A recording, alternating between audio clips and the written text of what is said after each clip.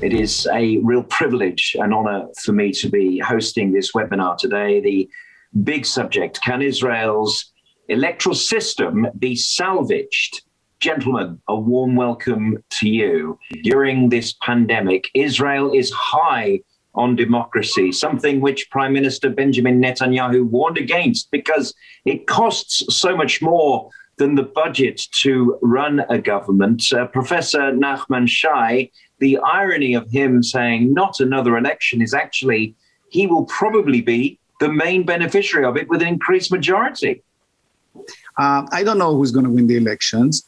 It may be Netanyahu, and it may not be Netanyahu as well, because it's all open. The very fact that we are now going for the fourth elections in 2 years is in a way is a tragedy for the people of Israel and for the state of Israel. It has never been, it has never occurred in our history, and it doesn't speak well for the credit of the Israeli democracy that's unable to produce a stable government for 4 years. The average term by the way of Israeli government is 3, so but not half a year or 11 months. So it's time to check the system as well. What's wrong with the system? But at the same time, currently the issue is for or against Netanyahu. There's not much ideology, I would say. At least a significant portion of the center-right in Israel, those who used to vote for Likud or similar parties close to the Likud, do not want specifically and personally Netanyahu to serve any longer as Israel prime minister. And that's why they choose to vote for other parties. I don't see much of ideological conflict here at the present. Not that they don't exist, they do, and I would like very much that they will be part of the public discourse or the political discourse in Israel. But apparently they were pushed aside, and the entire state is not focusing on the question whether Netanyahu will have the 61 vote or not. If none of the political parties or the political camps is able to produce at least 61 votes, we are going to head immediately to the fifth election, the sixth election. But that's not a game. This is not a game. In between election camp, there is a state by the name Israel with 9.2 million citizens suffering heavily and deeply from the pandemic. High employment is high. Of course, we were able to vaccinate many of the Israelis. That's fine. That's a world record. But that doesn't tell the whole story. It tells only one segment of the whole story. The whole story is that the government failed to run the country during this period and was not able to continue as much as possible normal life. Education system returned to Israel today after over a year that young boys and girls, the young students had to stay home and drive their parents crazy and doing very little. That's zooming in, zooming out, zooming in, zooming out. If he wins or if he loses, that we finally have a government for at least 30 years to start and tackle the huge issues and challenges that were produced as a result of the pandemic. Jonny, can I ask you about the idea that for all the different colors, perspectives, coalitions, names of parties which change month after month and year after year, it's quite a binary election system. It's those who are pro-Netanyahu and those who are against Netanyahu. I mean, we can really distill everything down to that, can't we? Well, yes, I guess for the moment and probably for the last 10 years, this is the case. But when we look into a political system, for the long run, we cannot just look at a specific example or a private case of Netanyahu. I believe that probably everybody believes, except Netanyahu himself, maybe, that at some point he will have to step down, hopefully with very good health and on his 2 feet, unlike Sharon. But this maybe shows you today the shallowness of the Israeli politics. And the landscape is really very, very poor. It's poor ideologically, as Nachman just said. It's poor from a vision point of view, and even policies. If it all being reduced to yes, Netanyahu or not, this is what brings the situation to almost a halt with 3 or 4 elections in almost or less than 2 years. This is very, very troublesome. We do need an electoral reform, but unfortunately, the only ones who can allow that are those who benefit from the current situation and the current system. This is why I do not see an electoral reform in the offing, and it will have to be a major, deep social change in the country to effect such a possibility of electoral reform. We'll talk about how we arrive at electoral reform if the establishment is so against it in just a moment. But Nachman, can I ask you, every election landscape is so radically different in Israel. We had the blue and whites with Benny Gantz, and he nearly made prime minister. He's not going to now. That's all history. The next challenger, it's like a boxing match. We welcome Gideon Saar, a former Likudnik who's broken ranks. Does he stand a chance? I don't think so. No, sorry. By the way, blue and white had no any ideology. It was just a group of very good people in principle, coming from all sides and of the political map, but all of them were united under one flag: how to bring Netanyahu down, and they failed. They finally joined the coalition. Some of them remain in the opposition. Some of them started a new party and a third party and a fourth party. This is one of the major weaknesses of the Israeli political system. At the end of the day, blue and white was just a myth, just a dream. And by the way, I don't take any credit for that, but I would have told you that from the very beginning. Because if you don't have any ideological, as Danny rightly mentioned, the ideological cement or that brings people together, make them work together towards a certain and common goal. Who are they? What do they stand for? And Gideon Saar is coming from the deep right. Actually, I would say even he's more to the right than Netanyahu. Netanyahu, in a way, proved in the course of his very long term that he can be pragmatist. He said to himself, I'd like to promote Israel legitimacy. And if I can finally break this high wall of Arab animosity towards Israel, and I have new partners, even if it's far away in the Gulf, these are not the neighboring countries, let's take this opportunity, and I wouldn't miss it. So I don't know if Gideon Saar, had he been there, would have been the same decision. I'm almost sure he wouldn't. So I don't know what Gideon Saar prospects are. With 13 Knesset members, or as of yesterday's poll, he's not going to fly too high. As long as he may join coalition with the Netanyahu and maybe a kind of rotation, which usually Netanyahu gives the rotation for the second or the third part of the Knesset term, and they'll never get there. Okay, when his term expires, new elections are being called. Okay, he has a reputation that he gives the other party the rotation for the second half or the third half or the third part of the Knesset term. You never reach there. You never get there. That's exactly what's happening now. November is the time to rotate the government. They'll get there. Probably Gantz will not be even a Knesset member. Nachman, can I just stay with you there? Because let's just rewind to something you said right at the beginning of that answer, which was that the reason why Benny Gantz and his blue and white coalition never succeeded, and I don't want to take credit for this particularly, but I could have told you there wasn't anything ideological about them except that they really all wanted to get Netanyahu out together.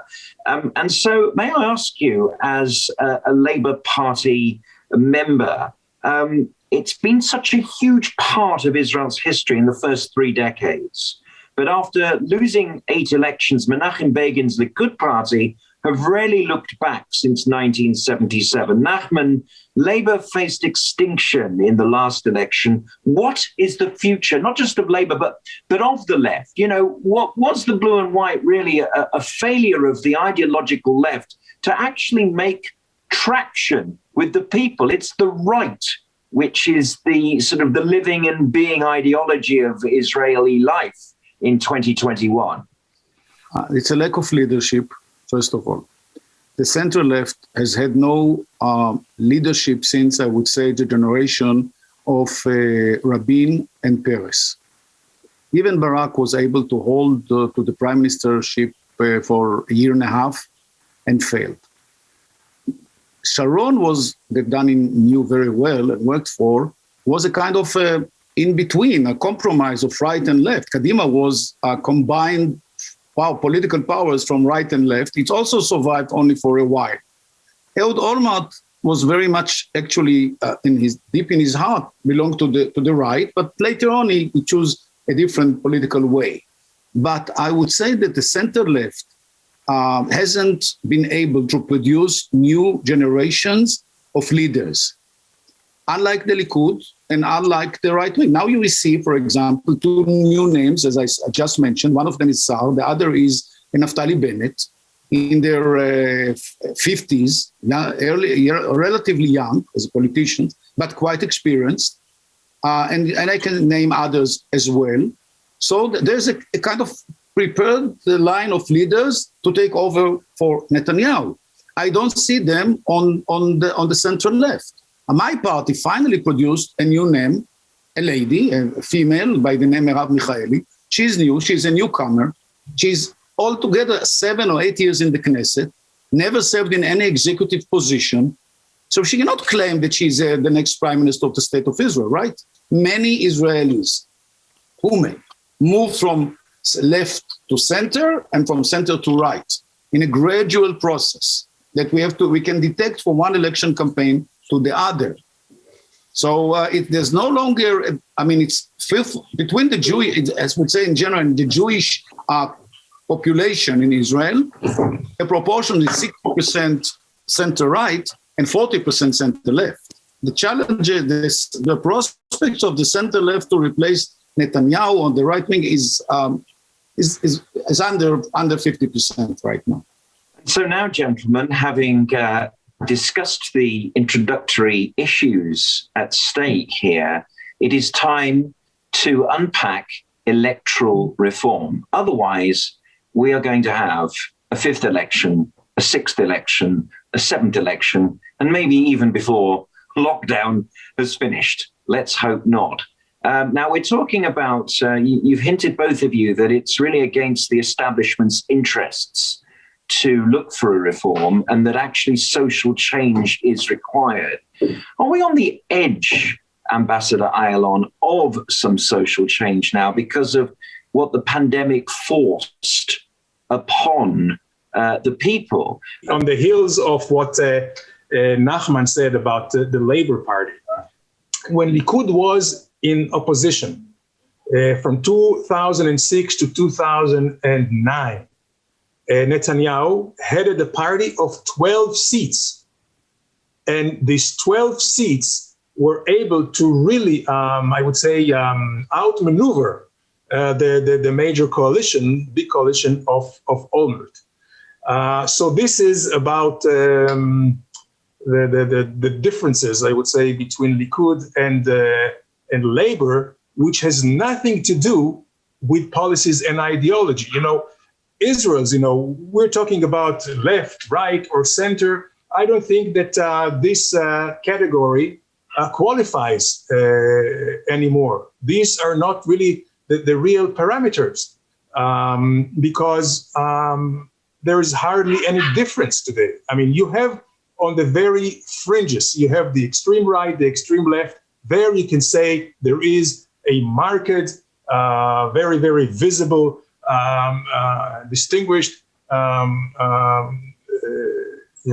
parity, or difference between the parties. But when you look from Likud through Kadima or through blue and white or whatever to the Labour, there is almost no difference because the issue right now is not the territories, is not war or peace. And when it comes to the issue of the Palestinians, the center of Israel moved all the way to the right for two reasons. First of all, it was the Intifada, the second Intifada. Before the second Intifada, 2000, 80% of Israelis were for a two-state solution. After the second Intifada, 80% of Israelis were against two-state solution because they felt betrayed after Ehud Barak gave so much to the Palestinians, and instead of grabbing his hand and making peace, they not only rejected his offer, but they started this Intifada, which cost 1,000 of Israeli lives and 7,000 maimed and injured, and that was terrible. But we have two other segments which are very important. One is the Haredim, the ultra-Orthodox, and the other one are the Arabs. So here, I believe there's going to be some reckoning, especially with the Haredim, with the ultra-Orthodox, where they have, or many of them, we don't see it right now, but there are deep currents that show a lack of confidence in their leaders, in their spiritual leaders. There are no strong leaders like Rabbi Shach that we had before, or Rabbi Eliyahu, the Shas guy. Eliyahu Yosef. Maran Ovadia Yosef. Ovadia Yosef. Those were leaders who could really reason, and they were strong enough and confident enough that they were able also to be lenient when it came to the halacha. The weaker the rabbis are, the less they can be lenient on the halacha, and they're afraid to make any changes or to allow anything. The easiest thing is to say no, no, no, no. It's much harder to say yes and to distinguish when you can say yes and where you can say no. I think that the leadership of the ultra-Orthodox have really did a very, very poor service for their constituencies. Hence, most of the corona cases are within the ultra-Orthodox. And once this is all over, I think there is going to be reckoning again. And many of them, we may see, may go into the labor market, may go into academic pursuits of or a course of their volition, which will be great basically for the country. The Arabs may do the same, although in their case there is no leadership to speak of, and over there it's pretty much catch as you can, and nothing has been really taking over and helping them. But in very few years, we may have 40% of our population, which are the non-productive sectors. Right now, it's the ultra-Orthodox and the Arabs, and that could be very, very, very, very significant for Israel's social fabric and also for its political and economic future. But I am bullish because I believe that at the end of the day, and maybe this pandemic, what it will do is that it will bring in significant part of the ultra-Orthodox into the mainstream, and I believe Arabs as well. Jonny, that was a fantastic answer, and I've had to cross out 3 questions from my schedule. Such was the scope and selection of answers. So thank you for that, Ambassador. Let me turn to... Jonny can ask the questions and answer them. That's the perfect interview. Indeed.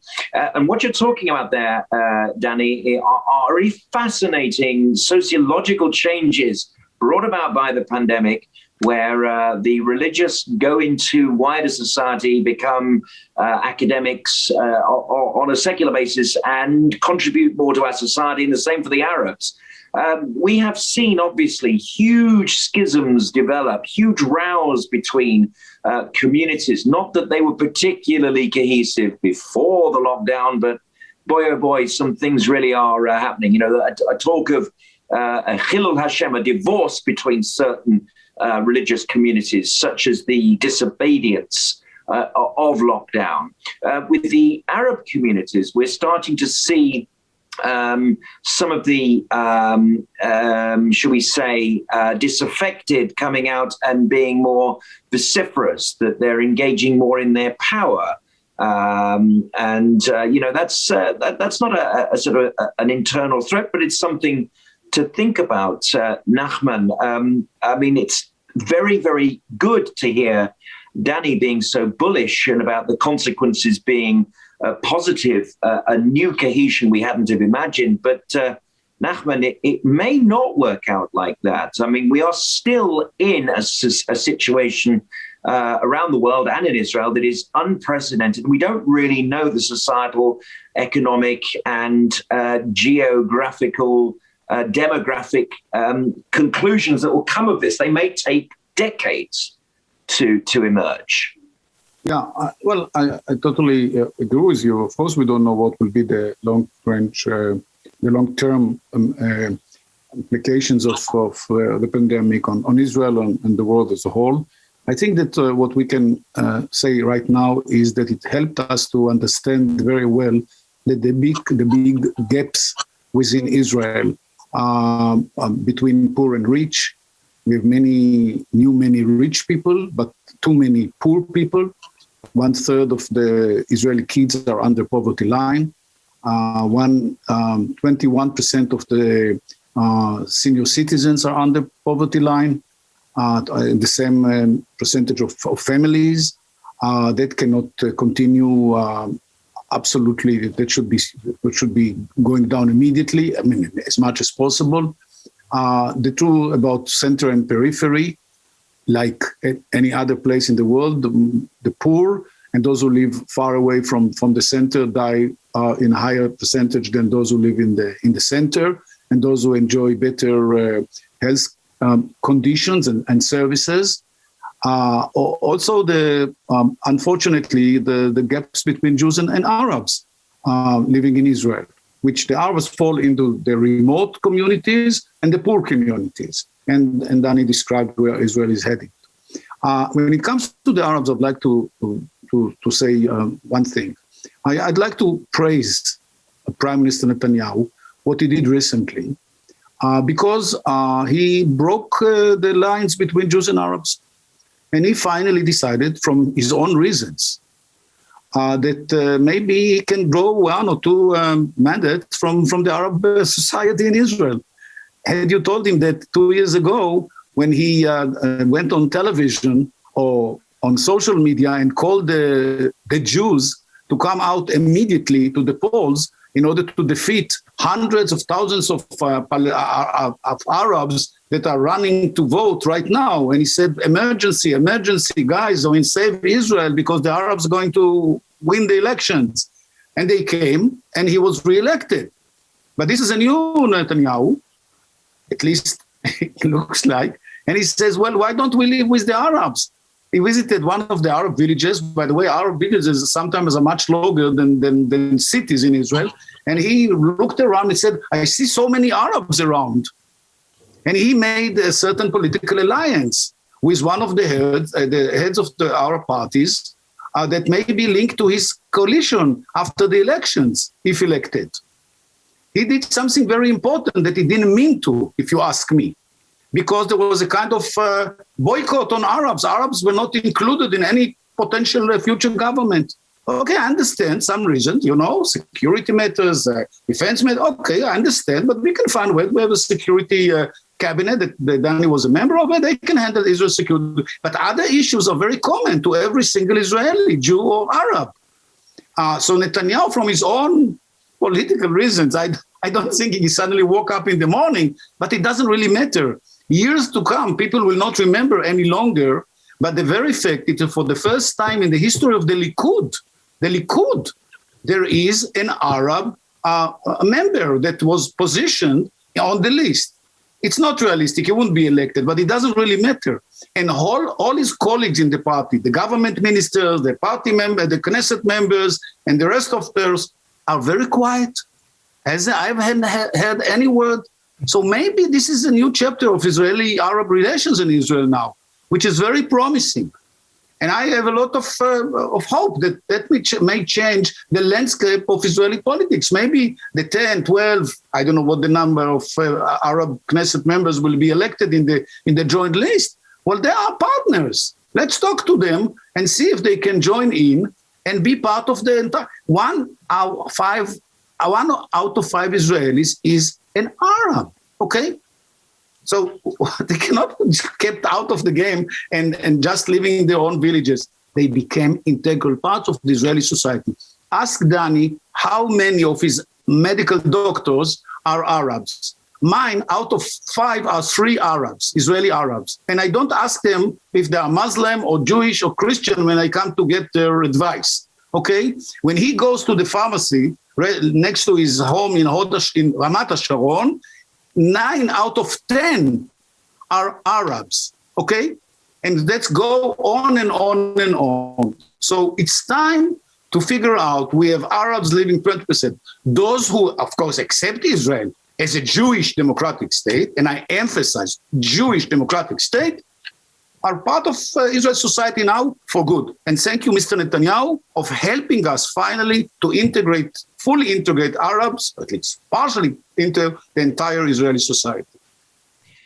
This is an extremely pleasant political discussion, gentlemen, with lots of hope and lots of ambition. Kol hakavod to both of you. I really. Danny makes the whole difference. No. Listen, actually, we both have the same upbringing. We did the same, course in our lives, and we could easily switch parties without even noticing. Well, this is great, and this is something that as a British European. And I say that as someone who voted for Brexit, which I see as the model of the nation state, just as Israel is, as the cohesive way of everyone wrapping themselves in the flag, associating with the values of their country. And Nachman and Danny, you come from different parties, but you say your backgrounds are similar, that your ideologies overlaps very, very much. You have the same kinship for the nation. I, having not been born in Israel, have a similar kinship to the country as you do as a member of the Jewish diaspora. But this idea that Arabs too are beginning in number to recognize that they are best served as Israelis rather than Syrians, their cousins over the border in Lebanon, in failed states right across the region. Here they are with rights. It's not perfect on the street, but it's not bad either. And they're leading lives of fulfillment in Israel. This sounds, Ambassador Danny Ayalon, as the real kernel of a new political consensus on the right, even. Yes, and even though one might think that the overture of Netanyahu to the Arabs in Israel is out of political expediency, which could be the case, but we say in Hebrew, we say, even gam im lo mitoch lishma lishma, that means even if you did the right things out of the wrong intentions, you did the right thing. And the fact that I was looking for this translation for a long time. I had the same expression in Hebrew, but I said, where will I get the translation? Thank you, Danny. Now I know how to translate it to an American audience. Thank you. So I think what Netanyahu did is extraordinary, and it's amazing. Only he could do it. It's like they say in Israel, only the left in Israel can wage wars, and only the right can make peace. Because there's no opposition. And I believe that what Bibi Netanyahu has been doing now will affect the country for generations to come, and maybe even for good, for the reasons that Nachman mentioned, and also, Jonny, what you mentioned. The Arab Israelis, I believe, were just waiting for a trigger, because 99% of them would like to be proud Israeli citizens. And they're not Zionists, maybe, but, proud Israeli citizens, and especially in comparison to their kins in the entire region, in the Middle East. And Nachman is right. Most of the pharmacists I encounter are Arabs, many doctors, and they're doing a very good job. And I believe that this may be setting a trend. By the way, it's also something that, in order to be fair to Netanyahu, and Nachman will verify that, even before this overture, for political reasons or not, the Netanyahu government over the last 10 years has given more money, has granted more money to the Arab sector in Israel than any government beforehand. And to raise their standard of living, also their education, and also there is many government initiatives to bring many youngsters, Arab youngsters, into the high-tech field. And I know personally of some high-tech companies that were started by Arab Israelis, and some of them are very, very successful. And this, I think, would be just to the betterment of the country, and also may help, at the end of the day, peace. By the way, the Abraham Accord, also what Bibi Netanyahu achieved, which is also extraordinary, is also affecting the Arab Israelis, because when they see the neighboring countries here, reaching out to Israel for many reasons, when they see that they can, with an Israeli passport, go over to the Emirates or be a bridge or do business and go as a go-between the Jewish Israelis and the Arabs in the Gulf, it makes their lives much, much easier. It gives them a great economic opportunity and also pride. This is marvelous. This conversation is getting better and better. Gentlemen, we'll talk about the character of the Jewish state when the Arabs are fully integrated into the higher echelons of society in just a moment. But let's try and get back to the central discussion about electoral reform and about how the elections are affecting Israeli society, a tragedy that you called it earlier on. Now, of course, Netanyahu is Israel's longest-serving prime minister, probably because he's also Israel's most adept ever politician. He doesn't even have to win an election, win a popular vote to be prime minister, as we saw with Tzipi Livni, who beat him in the vote count. She couldn't form a coalition. He could. Nachman, he is the guy around the Knesset that can fix things, bang heads together. And it seems, though, even if he is heading to a majority or not, he's the guy in situ. It's his to lose. You expect Bibi to change the electoral system? No, I'm just saying that he's the most adept at forming coalitions. He's the fixer. It's his machine. But it's totally dependent on the ultra-Orthodox parties that Danny mentioned earlier, and they would like to see no change. Since 1948, they don't lend to pass a constitution for the state of Israel. We have no constitution, democracy without constitution. Where we do have a set of basic laws, which are, some of them are controversial. We rather have a constitution like any other democracy, but the Orthodox will never let it pass. And we don't have one in Britain. Changes as well. We don't have one in Britain either. We have the Magna Carta, which is no one really. Okay, but you have such a long tradition. You have such a long tradition. It's a huge tradition. I'm not really concerned about your. Right, Israel is a young country, young democracy, and every government has the big appetite to make the fundamental changes in the political system. And then you have to rely, and also the Supreme Court, even when it comes to the Supreme Court, maybe me and Danny do not agree. Supreme Court in Israel has a big appetite, and they interfere sometimes in issues they are not supposed to. Okay, but that's the way it developed because there was no constitution to rely on. So they rely on basic laws that at the time they were actually the power beyond those basic laws. That's fine for the time being, but we need a constitution that every Israeli will be able to relate to. So we were running out far away from that. I don't see, unfortunately, any chance for electoral reform. I can give you endless ideas that were raised during the years, what should be done in order to improve the system. One of them is a kind of regional election, at least for half of the Knesset members, to give the periphery a certain representation in the Knesset, because most of the Knesset members are coming from the center of the country. They're not aware, they're not sensitive enough to the needs of the wills of the people all around the country. It wouldn't work because the ultra-Orthodox will lose all the political power because they are dominant in one or two major cities or three, and that's all. So if you hold regional elections in Israel, they will lose half of their political power. They will never have. They are very conservative. They are not open for any change. I mean, if they're not conservative, they were not ultra-Orthodox. I don't blame them. That's what they believe in.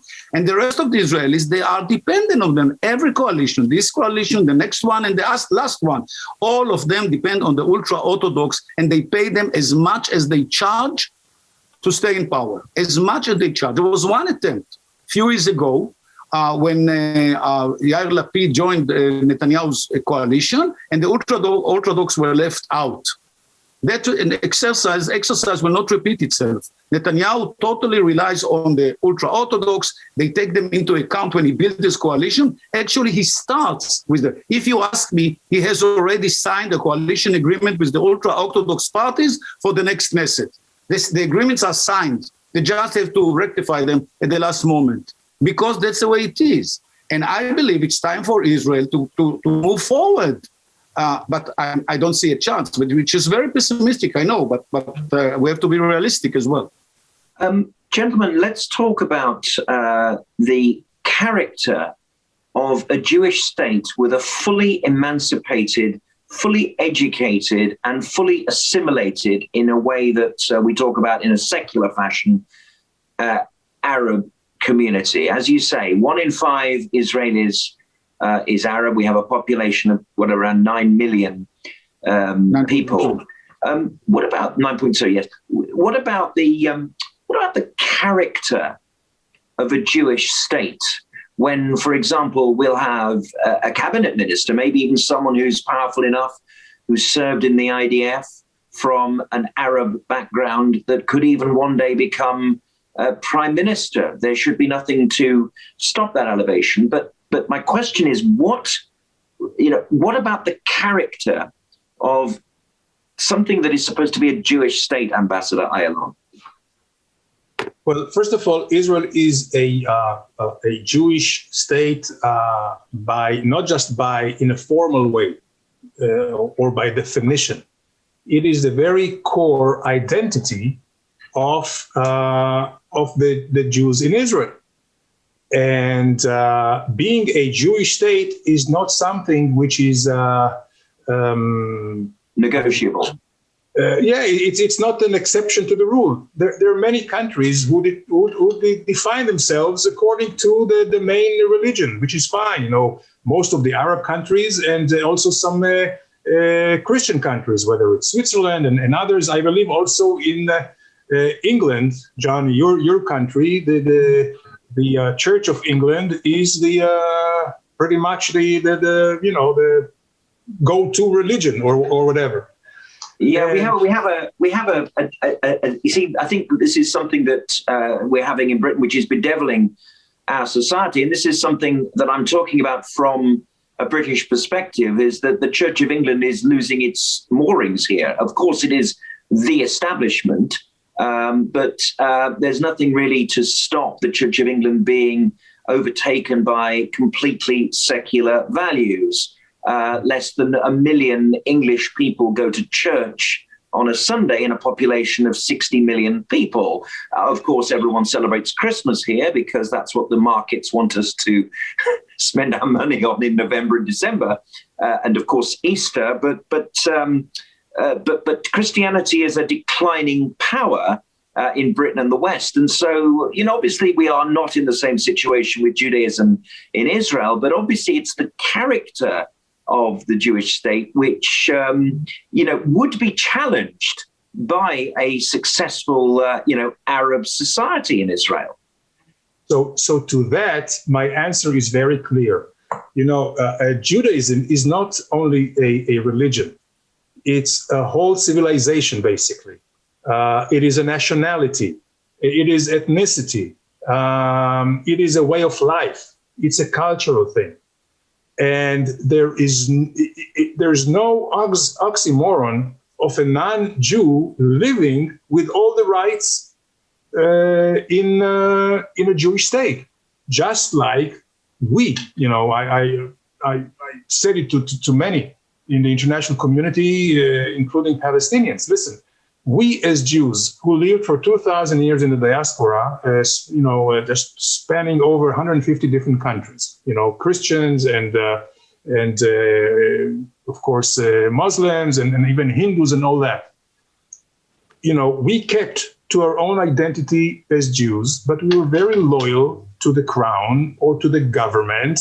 And there should not be any antagonism between the two. So this is why I don't see any problem for a non-Jew, Arab, Christian, or Muslim, to live in Israel, to be proud of the country, to be part of the experience of the Israeli society, and not being a Jew, as long, of course, as they have full rights as everyone else. Menachem Begin once said, and he was a great liberal, and Jabotinsky was a great liberal, not at all like many of those now who supposedly are their followers in the Likud party. But Menachem Begin said that for the non-Jews in the country, all the rights in the land, but no right to the land. And I think this is what is going in, any other country. You look at France. France is a French country. England is an English country. Israel is a Jewish country. It's synonymous, and it shouldn't be looked upon as something unique.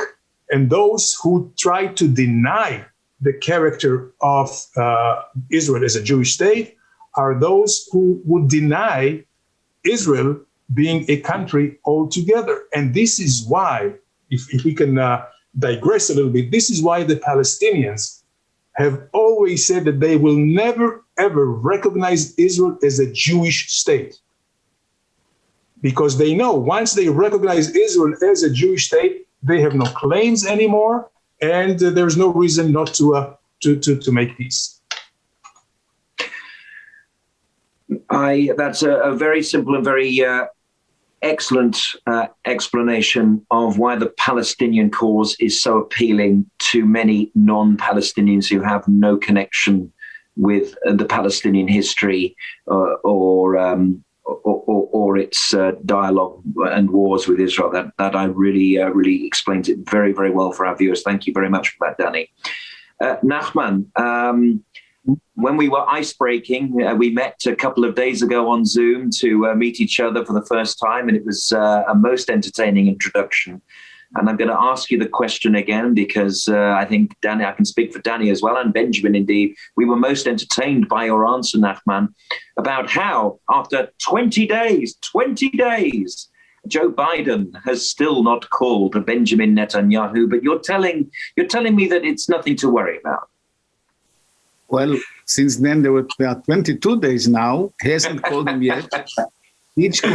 Not only that, the other day, former Israeli ambassador to the UN, Danny Danon, on Twitter, he tweeted, he urged the President Biden. He said, President Biden, why don't you finally call Netanyahu? Not only that, he provided him with his phone number, as if they don't have the phone number at the White House. They have to look at the phone directory. By the way, don't try Netanyahu on cell phone because he doesn't carry a cell phone. That's from other reasons. Doesn't carry a cell phone, doesn't use a computer, a laptop, and so on. I mean, he's very careful. So President Biden, if you want to call Netanyahu, don't look for his cell phone number. He has no cell phone number, but he's in his office now waiting for your call to come. I'm not that concerned about that.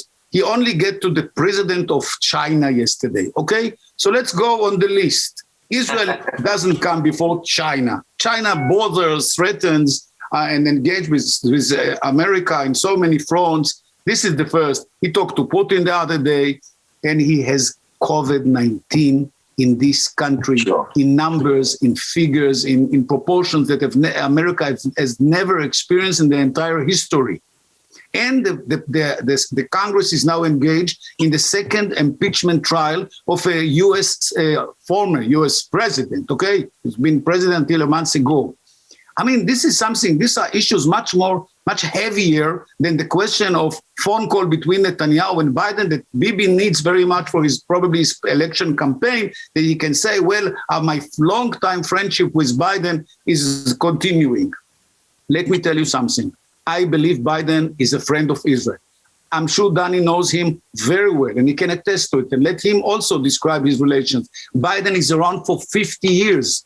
50 years. We would have known anything. We know everything about him. He's a friend of Israel. But he's currently the president of the United States. And by the way, the reason he doesn't call Netanyahu, because he says to himself, Netanyahu knows I'm a friend of Israel. Netanyahu knows I'm going to do everything to help Israel when it comes to the point Israel needs us. Okay, so let's just deal. I expect Netanyahu to say, okay, I'm not concerned about this phone call. I trust Biden. I trust Kamala Harris. I trust many others in this administration. I trust, well, it's hard for him to say, I trust even the Democratic Party. Well, that's something to ask some questions about, but he has to say that.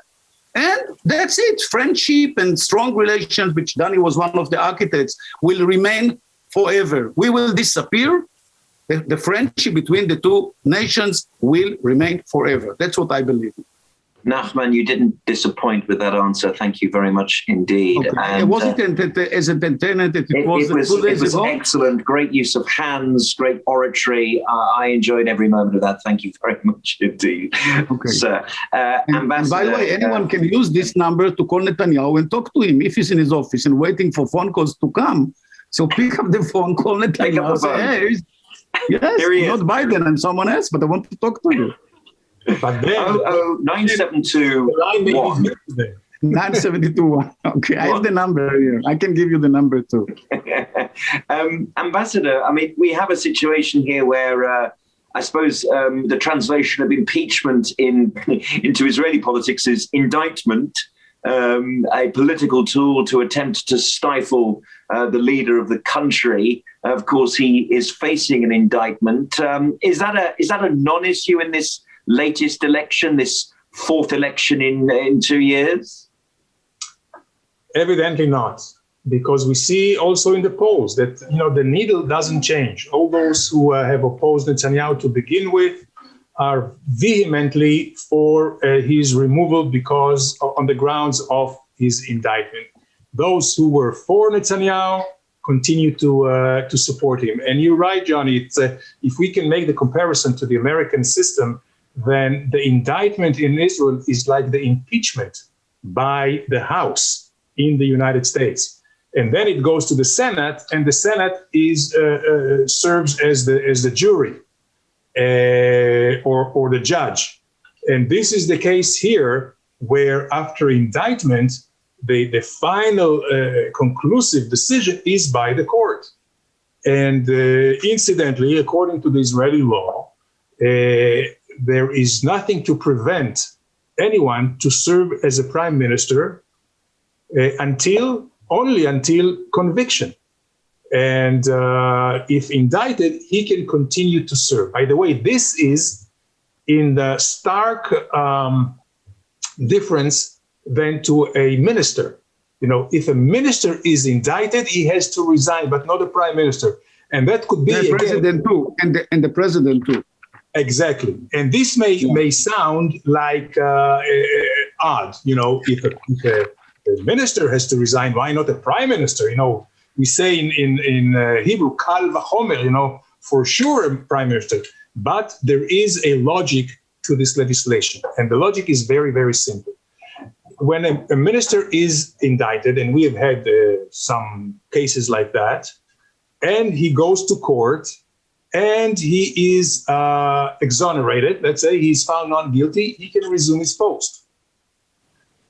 And no major shift in the political landscape in the country. However, if a prime minister resigns, the whole government resigns, that means maybe a new election. And also from a justice point of view or a fairness point of view, if a prime minister has his day in court and he is found not guilty, he cannot resume his post as prime minister as any other minister. So this is the logic behind this law. And of course, Netanyahu is using it to the hilt. Danny, thank you for that. My final question as we wrap this up goes back to the original proposition of this discussion. Can Israel's electoral system be salvaged? Gentlemen, I'm going to ask both of you, we've seen 4 elections in less than 2 years. How many elections will we see in Israel over the next 2 years? Nachman. Well, I have to be elected to the upcoming Knesset, and I urge all my listeners, including Danny, who is currently in the country, to come and vote for Labor on March 23rd. I hope very much to be. I'm not sure that Labor is strong enough to get 8 Knesset mandates, but who knows, miracles happened, as we know. A month ago, the Labor was under the threshold with no Knesset mandates or Knesset seats at all. And now we celebrate around 6 to 7. So maybe it will happen, especially after I come to Israel. I'm sure everything will change. I'm just kidding. But honestly, as an Israeli citizen, I'm very much worried about the present situation. There's no government, there's no budget state budget for over 2 years. You know what it means. The country is running like a business. I mean, not like a business, like a routine organization, routinely, without paying attention. Pardon me? Like automatic. Automatic pilot, without paying attention to the present urgent needs, because the budget is 2 years old. But 2 years ago, no one knew about COVID-19, right? And many other issues. Iran is alarmingly getting close to nuclear bomb. It's not a joke. Danny will agree with me. They're getting closer. I'm not just saying wolf. We all know what's going on. Where's the government? Who's in charge? When you are always focused on the upcoming elections, for one day to another, all your attention, all the government, the cabinet, the Knesset members, everyone is dealing with upcoming elections. Who is in charge? Who is in charge of the life of millions of Israelis? So it's time to stop this circle of elections, one after the other, and sit down and figure out what can we do for the better life of the Israeli citizens. We all owe them everything we can. I mean, what are why the Israeli trust, the Israeli people trust in the Knesset has declined so much, and the government to few percentage? Because those people, they say, live in a dream. The people say they don't live in a dream. They got their own salary, which is fine, their cars, their stuff. They don't care for us. And even recently, they got a raise. Knesset members had a raise in January of 11% of 11%, where hundreds of thousands of Israelis are unemployed. They got an 11% raise because of a certain system. Okay, so it's time to take care of us, not with us taking care of you.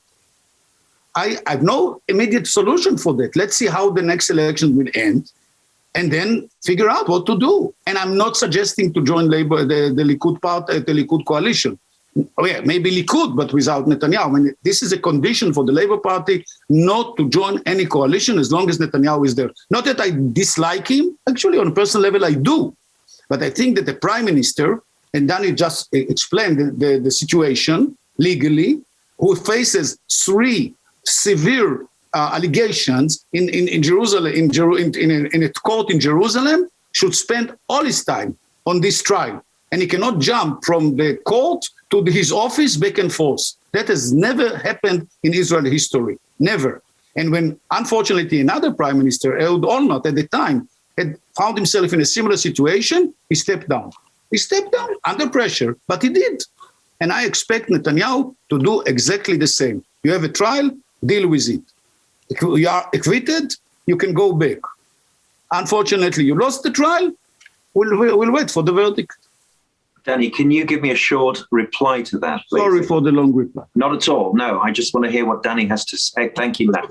Thank you. First of all, I want to say that I may take exceptions in the ballots this coming month just to have Nachman get into the Knesset, because we need more people like him. He is an exception to the rule.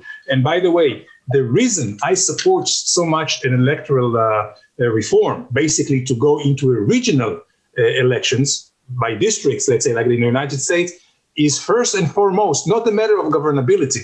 First and foremost, the quality of the elected officials. Right now, they do not answer to the public. If they run in their own districts, they will have to answer to the public, and the public will judge them on their own merit, and we will have much, much better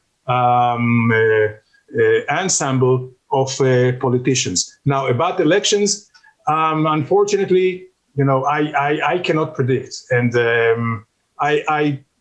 it could go either way. It could go for more and more elections, or maybe something will move. By the way, when you talk about Netanyahu, to be 13, Netanyahu is, I would say, a tragic figure, almost in biblical proportion, because he is probably the most talented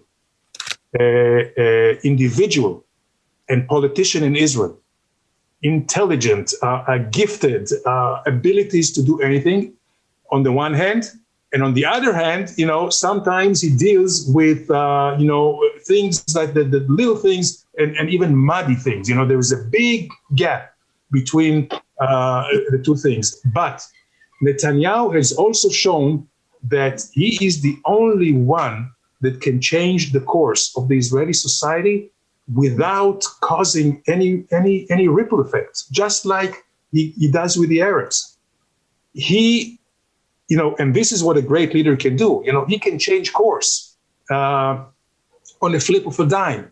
So, for instance, if you ask me what Netanyahu can do, and he likes to surprise people sometimes, he could easily decide that, well, maybe this is his last term, or he's going to serve as, let's say, 4 more years as prime minister, and he may ditch the ultra-Orthodox that Nachman referred to and do a coalition with Labor and the center to do things that we have just discussed, political reform and many, many other things that can really be good for the country and for the people. I wouldn't pass it by him to do that. Gentlemen, I expected illumination and wisdom, but I also got a whole heap of hope there. Gentlemen, I want to thank you so much for this extensive discussion on Israel's electoral system. Ambassador Jonny Ayalon, thank you very much, sir. And Dr. Nachman Shai, good luck on March the 23rd. And let's see Labour make a stunning return to Israeli politics.